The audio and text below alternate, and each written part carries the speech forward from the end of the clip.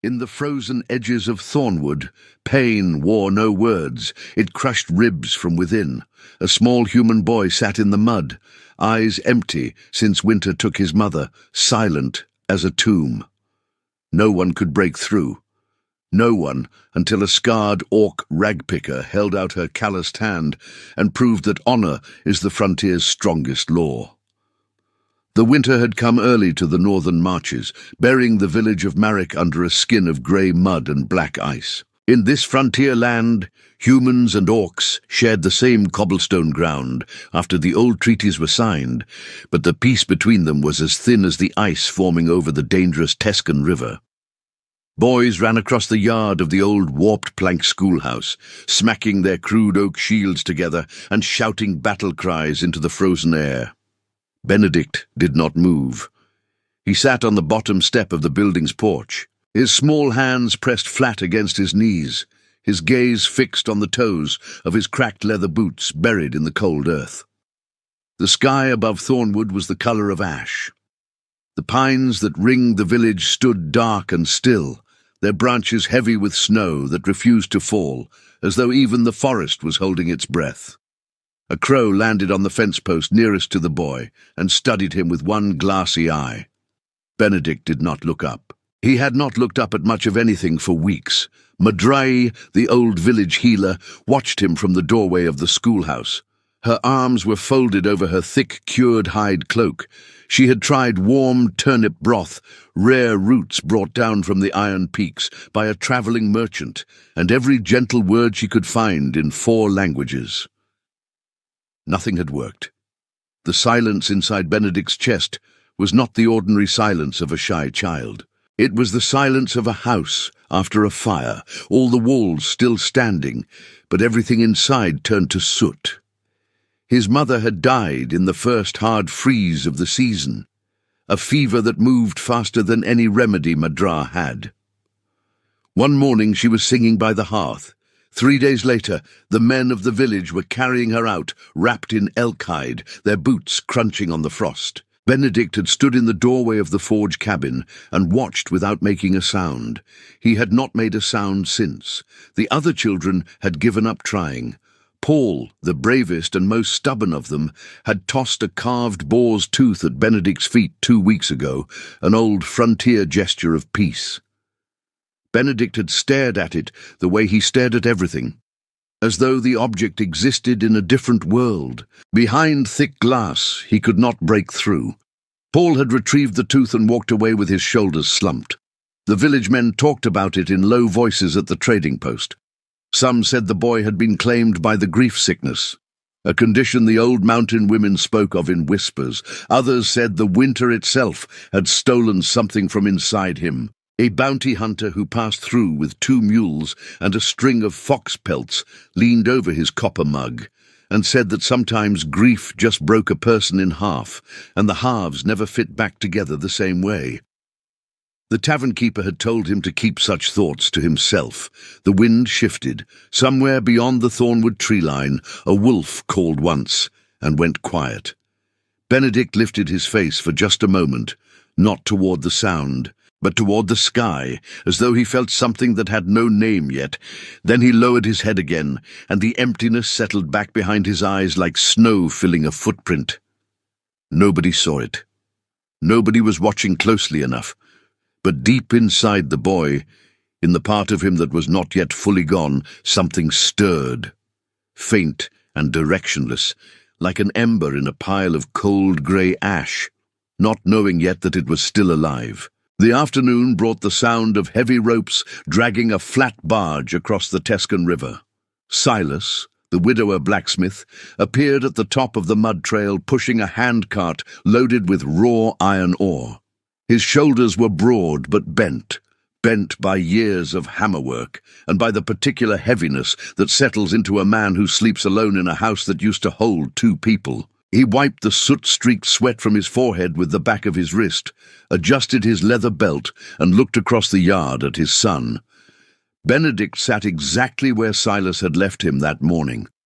Silas set the cart handles down and stood still for a moment watching. The boy had not moved.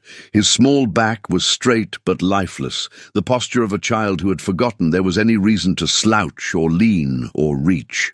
Around him, the other children still played, their shouts and laughter falling off him like water off stone. "He never stopped talking before the winter took her," Silas murmured to Madra, who had appeared at his side with a chipped iron mug of pine needle tea. "I remember," the old woman answered, and let out a breath that hung white in the cold air between them. They stood in that particular silence that belongs to people who share the memory of someone the frozen earth has swallowed. Silas turned the mug in his hands without drinking from it. He was a man who knew how to fix things, warped axle joints, cracked forged stones, split plough blades, but he had no tool for what was broken in his son. "Keep leaving the gifts," Silas said after a moment. "You're the only one he doesn't flinch from."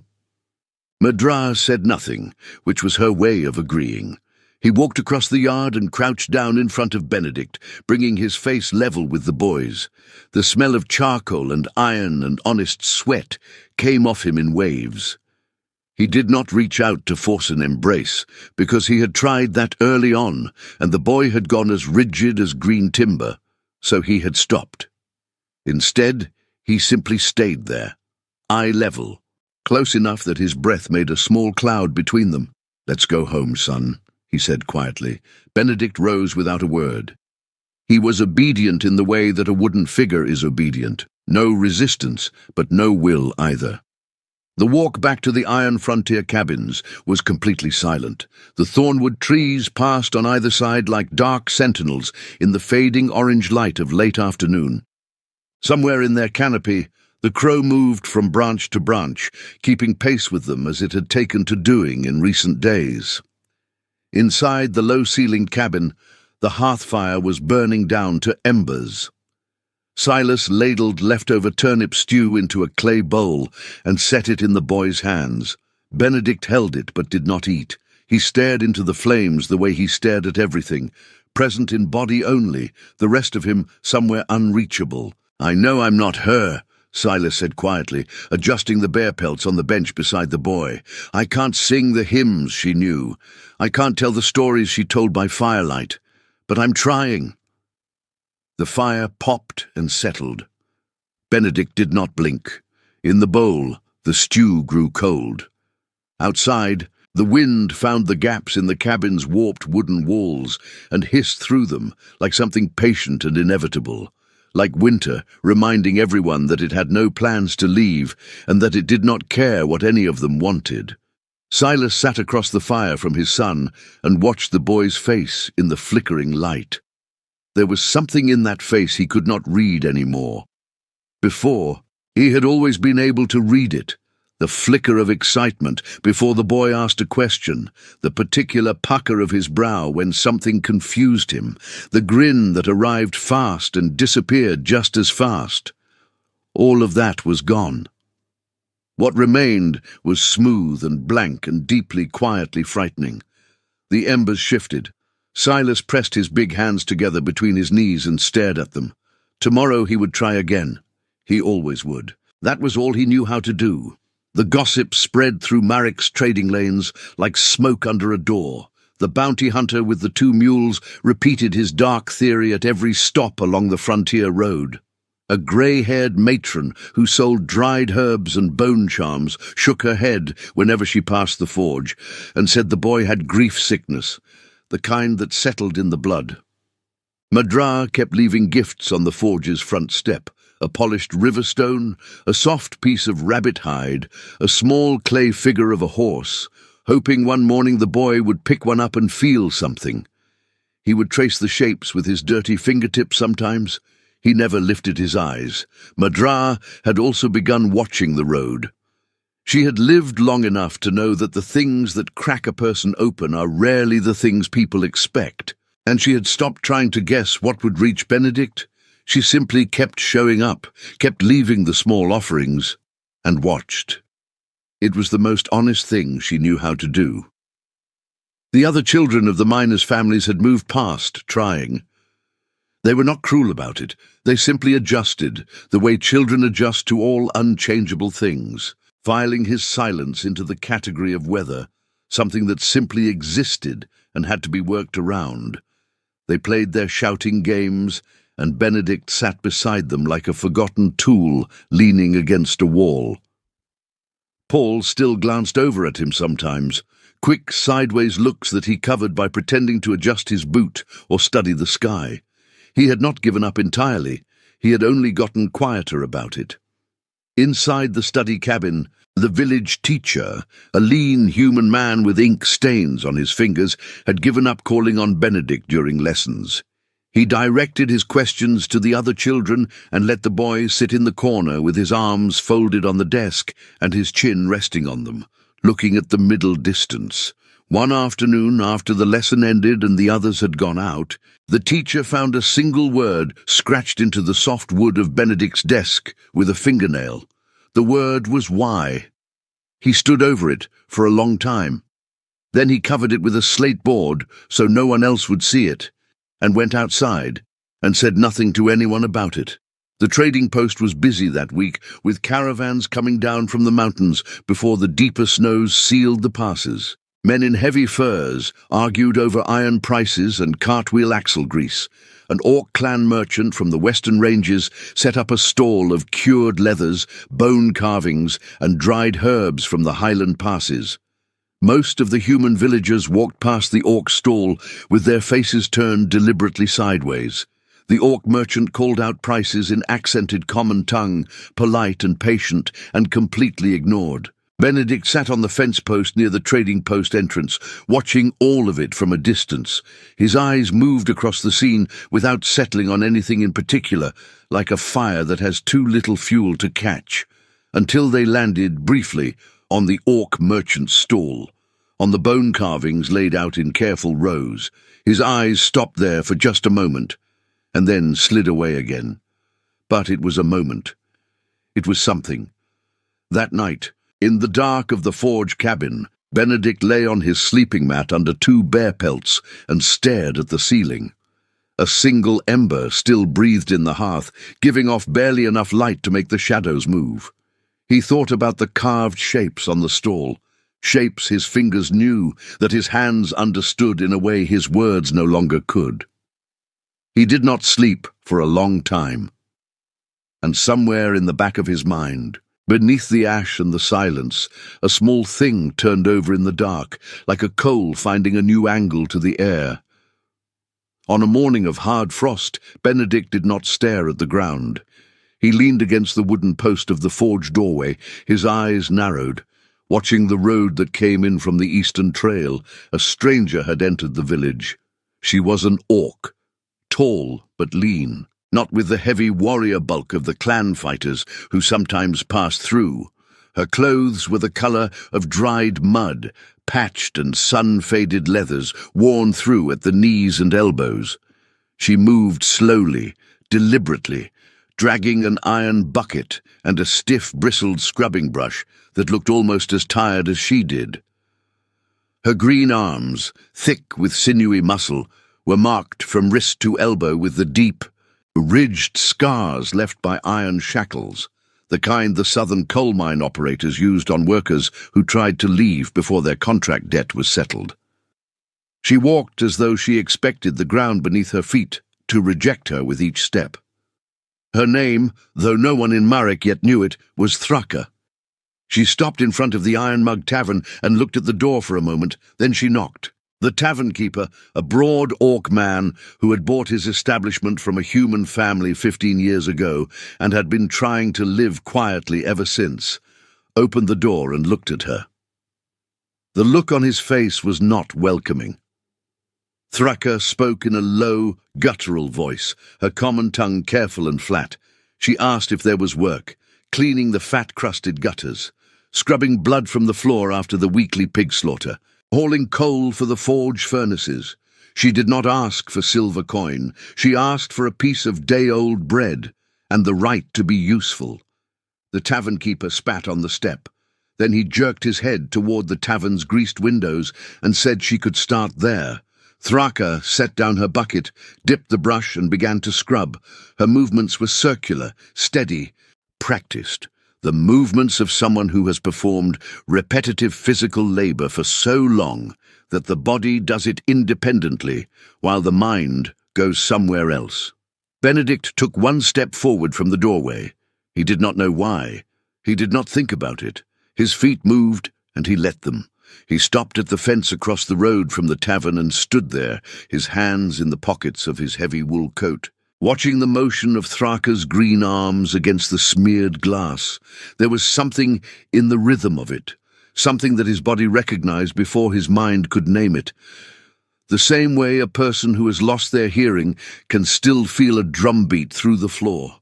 Silas appeared in the forge doorway behind his son, saw the direction of the boy's gaze, and stayed very still. He did not call Benedict inside. He did not say anything at all. He simply stayed and watched his son stand at the fence and look at something, really look at something, for the first time in months. The crow that had followed Benedict since those first cold mornings landed on the fence post 3 feet from the boy's shoulder. Neither of them moved. The sound of the scrub brush continued its slow, circular work. The rain from the previous night had turned the forge yard into a sliding mess of dark mud. Thraka was on her knees near the outer wall of the tavern, pulling at the cursed weed that grew stubbornly along the base of the foundation stones, thick-rooted, pale yellow stuff that came back no matter how many times it was cleared. Her hands were black with wet earth. Her breath came in small white puffs in the cold air. Benedict sat a few feet away, his chin resting on his drawn-up knees, watching her work without looking directly at her face. He had been doing this for 3 days now, appearing near wherever Thraka was working and sitting within her orbit in silence. She had not spoken to him. He had not spoken to her. But neither of them moved away. A small iron sphere rolled from Benedict's coat pocket. He kept it always, a piece his father had turned on the anvil for him years ago, smooth and perfectly round. Warm from being carried so close to his body, it escaped the pocket, hit the warped wooden step of the forge entrance, bounced twice, and dropped into the mud directly beside Thraka's bare feet. She looked at it. She did not look at him. Without lifting her gaze from the mud, Thraka reached out and picked up the sphere. Her fingers were enormous compared to it, green and scarred and cracked at the knuckles, ringed with dark earth. The small iron ball sat in her palm and caught the pale winter light. She turned on her heels and shuffled the 2 steps to where Benedict sat. She brought herself down to his level, which required folding those long limbs into a crouch, and she opened her hand in front of him. The sphere rested there in the cup of her palm, surrounded by mud. She kept a careful distance, not so close as to crowd him, not so far as to make the gesture cold. She said nothing. Benedict's eyes went from the sphere to her hand, and then, slowly, as though the motion cost him something, up to her face. He studied it the way he had studied the bone carvings at the trading stall, the broad, flat nose, the wide-set yellow eyes that were not unkind, the 2 small white tusks that barely cleared her lower lip. A face so different from every face he had been looking at since birth, and yet in this moment it seemed to him less foreign than most of the human faces in the village, which had all begun to blur together in his mind into a single expression of worry and pity and helpless frustration. Slowly, Benedict's small hand came forward.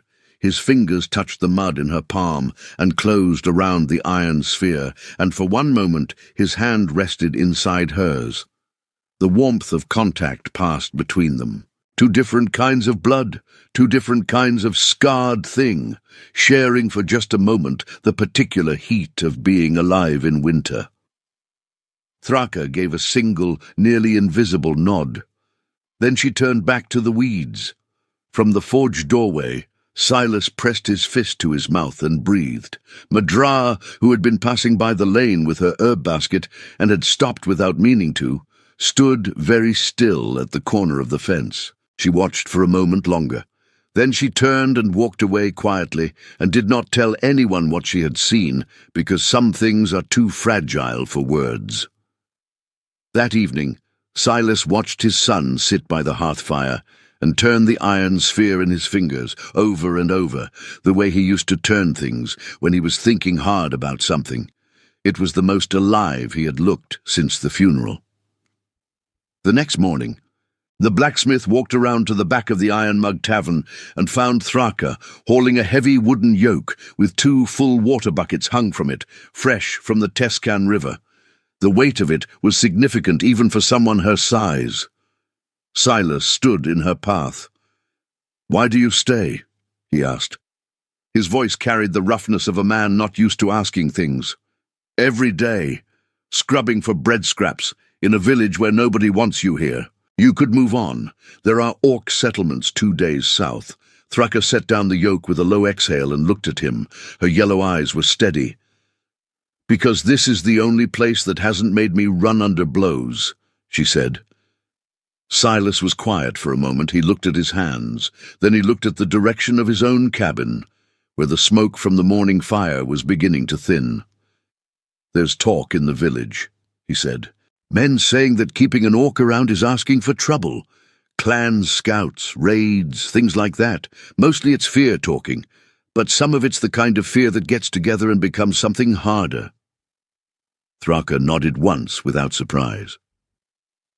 "My boy," Silas said, and stopped. He tried again. "My boy didn't look at anything for 8 weeks. Then he started following you around like a stray pup. And yesterday, he had his hand open. Which is the first time I've seen that since his mother's funeral. He looked at the orc woman straight then, the way he looked at a piece of iron he was considering for a particular job. I have a forge bellows that needs working every morning," he said. "Hard work, 2 hours before sunrise. I can give you bread, a sleeping mat near the hearth, and my protection against the ones who talk." He paused. "You let the idiots bark." Thraka said nothing for a long moment. The river ran cold and fast below them. The crow that had been perching on the forge roof since dawn watched them both from above with its steady black eye. "The bellows," she said at last. "Before sunrise." "Before sunrise," he confirmed. She picked up the yoke. He stepped aside to let her pass. And neither of them said anything more, because in this land, the terms of an honest agreement do not require decoration.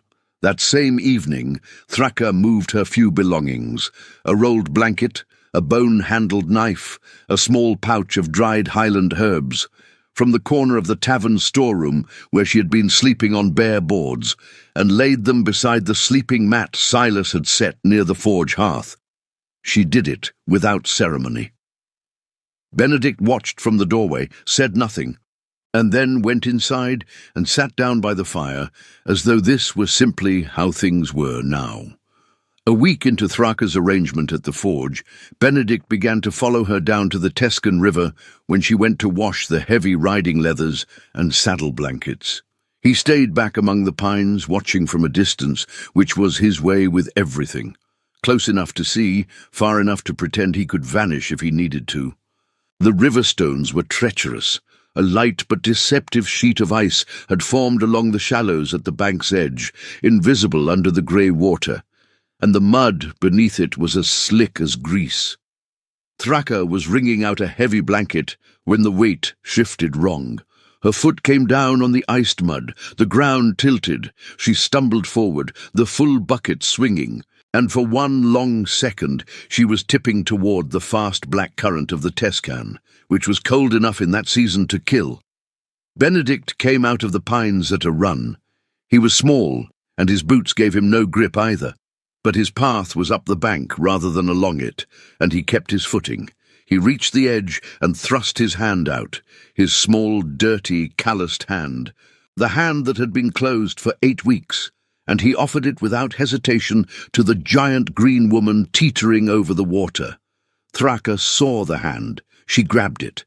The grip of her enormous fingers could have crushed his easily. She did not crush anything. She caught his hand the way a person catches a candle flame, with complete care, taking only what warmth was offered and giving nothing destructive back. She pulled herself upright and back from the edge, and then they stood together on the bank in the thin winter light, both breathing hard, her hand still holding his. When she let go, Benedict opened his mouth. "I got you," he said. They were the first words he had spoken since his mother's funeral. His voice came out rougher than it used to be, scraped from weeks of disuse, but it was completely and undeniably there. Thraka looked at him for a moment. Then she looked back at the river, as though giving the boy the privacy of his own moment. "You did," she said quietly. They stood there together for a while longer, neither of them moving, neither of them needing to. The cold air pressed close around them. Benedict looked down at his own hand, the one that had reached out, and flexed his fingers slowly. As if seeing them properly for the first time in a long while, the river moved on beneath them, fast and cold and indifferent, the way rivers always do, carrying everything downstream and replacing it with new water, clean and dark and always moving. The words returned slowly, the way spring returns, not all at once, but in the particular sequence of things that thaw from the inside out. First, single words, then short statements directed at Thraka while she worked the bellows before dawn, watching the coals breathe to life in the forge. Then, within days, full sentences that surprised even Benedict himself, arriving before he had decided to speak them. But the ease of those early mornings did not last. The story of an orc woman sleeping near the hearth of a human blacksmith's cabin moved through the trading lanes of Marek and out along the frontier road, and it attracted the kind of attention that stones thrown in water attract. Ripples moving outward until they hit something hard. At the end of that week, Captain Vaga arrived at the fence of Silas's property with 2 mercenaries from Bloodstone at his back. Vagar was a lean man with a jaw like a hammerhead and a coiled leather whip on his belt, the kind of man who had made a career out of returning things that other people considered their property. He stood at the fence and announced that the orc woman on these premises was a registered fugitive from the Bloodstone coal operations. Harboring a contracted worker was a criminal offence. He was prepared to accept payment in silver or tools in lieu of prosecution, but the woman would be going with him either way. Benedict, standing in the forge doorway, felt the old silence trying to come back, felt the walls inside him beginning to rise. And he pressed his hand flat against the wooden frame of the doorway, feeling the grain of the wood, the realness of it. And he stayed. Silas came out of the forge with his heavy iron hammer in his right hand. He did not run. He walked, which was more frightening. "She paid her contract in sweat and honest work," he said. "Her debt is to this forge now. You have no claim here." Vaga's hand moved toward his whip. The 2 mercenaries put their palms on the hilts of their short iron swords. Benedict stepped forward from the doorway and placed himself in front of Thraka. His small shoulders squared. His face was not afraid. He looked directly at Vaga with the flat, steady gaze of someone who has already lost the thing they were most afraid of losing and has therefore run out of things to fear. That look, more than anything else, seemed to give Vaga pause. The man's jaw tightened. His horse shifted beneath him, uneasy with the stillness. Nobody moved. The forge smoke drifted slow and grey between the 2 sides, and Benedict kept his feet planted in the cold mud, and did not look away. What happened next was short and loud, and over quickly, the way honest violence usually is when one side is ready and the other is not. The first mercenary came through the fence with his sword raised. Silas met him with a sideways sweep of the hammer that caught the blade at the crossguard and twisted it out of the man's grip, sending him stumbling into the mud. The second man came faster and caught Silas across the forearm with a shallow cut before Thraka moved. She had been standing in the forge entrance, and in her hand was a bar of iron she had pulled from the coals. not fully heated but warm enough to glow at the tip. She brought it across the second man's wrists in a flat strike that sent his sword spinning away and left him howling and backing through the fence slats. Vaga did not draw the whip. He looked at the two of them, the blacksmith bleeding from a forearm cut, the orc woman with the iron bar, and the small boy standing in front of both of them with his hands at his sides and nothing in his face that looked like fear. And he calculated. Then he spat in the mud and turned his horse around and rode back toward the frontier road with his two damaged men limping behind him. He did not come back. Madra arrived within the hour. She cleaned and wrapped Silas's forearm without ceremony, the way she did everything, efficiently, without fuss, without asking him to sit still more than once. He winced once, and she told him to stop being dramatic. He almost smiled. Benedict sat nearby and watched the whole thing, and when Madra tied off the bandage and packed her kit, he said, quietly, without being asked, "Thank you for coming." Madra looked at the boy for a long moment, then nodded once, and left without a word, which was her way of saying that she had heard him completely. The village of Marek was quiet for 2 days after. Then, gradually, the neighbors who had been watching from behind their window shutters began to come out, not to apologize exactly, frontier people rarely had words for that, but to be present. The woman who sold dried herbs left a bundle of winter marjoram on the forge step. Paul appeared at the fence and asked Benedict if he wanted to play the shield-striking game. Benedict said yes, and the two of them played until the light failed, and it was not awkward, and it was not a big moment, and that was exactly right. Thraka continued working the bellows before sunrise. She learned from Silas how to test the temperature of iron by the color of its glow, white for cutting tools, orange for shaping, red for drawing out length. She had a steadiness at the forge that Silas said he had never seen in an apprentice of any kind, human or orc.